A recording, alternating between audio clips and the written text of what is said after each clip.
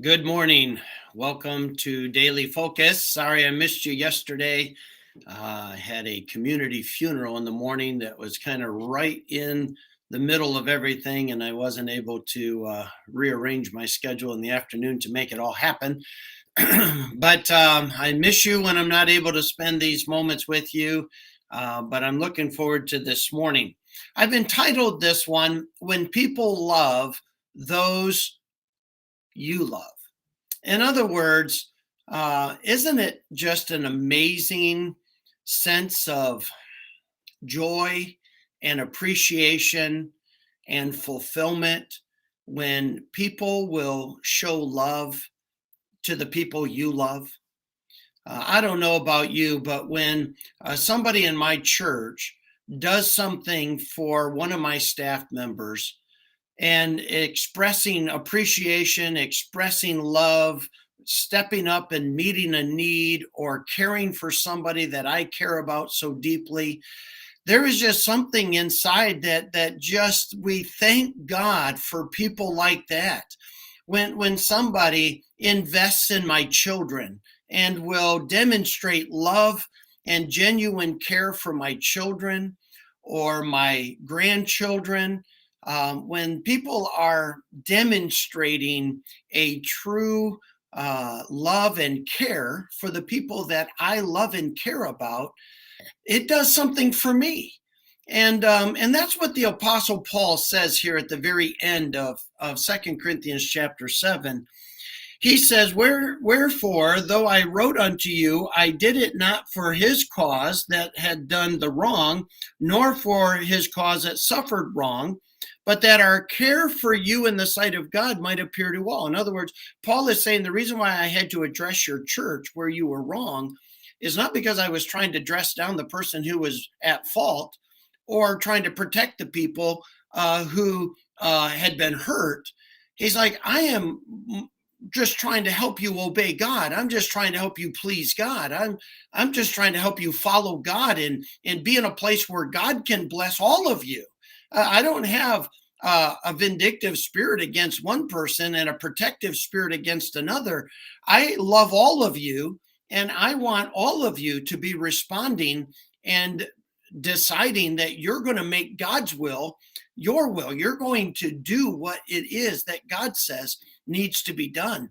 And so then he goes on to say, Therefore we were comforted in your comfort, yea, and exceedingly the more joyed we for the joy of Titus, because his spirit was refreshed by you all.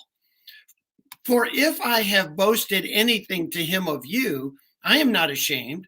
But as we spake all things to you in truth, even so our boasting, which I made before Titus, is found in truth. And his inward affection is more abundant toward you.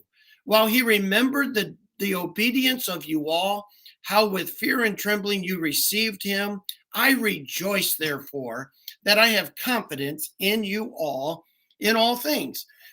Paul is saying, you know what? You were a blessing to somebody I love. You cared deeply for somebody that I care deeply for.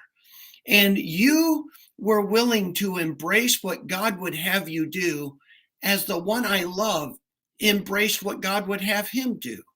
And as he came to you, you received him and you cared for him and you loved him.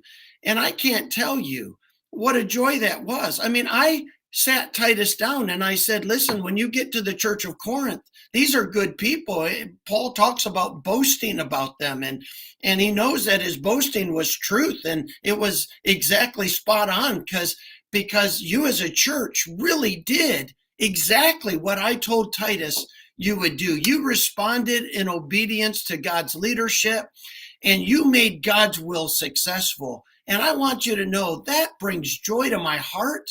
It directly brought joy to Titus, and his affection and love for you has grown as my affection and love and appreciation for you has grown, as you all have done what it is God wants you to do.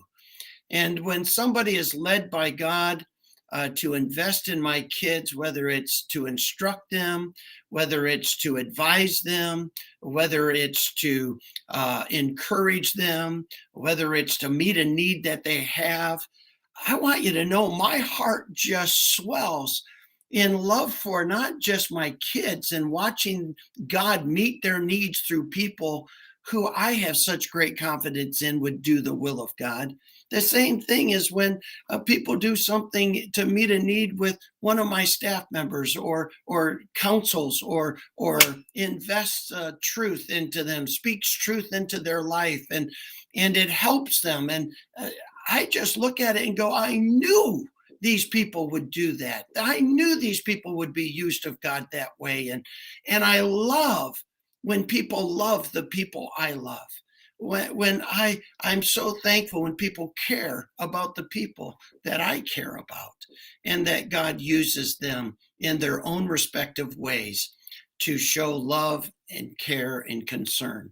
And so I think as we get to the end of this, what a great setting for launching into the Christmas season, where God may lay upon our hearts the opportunity to love somebody that someone else loves, and to care for someone that someone else cares deeply about. And we can be part of meeting needs and strengthening the faith of people and encouraging people around the things of God, all while we really celebrate the real reason for the season.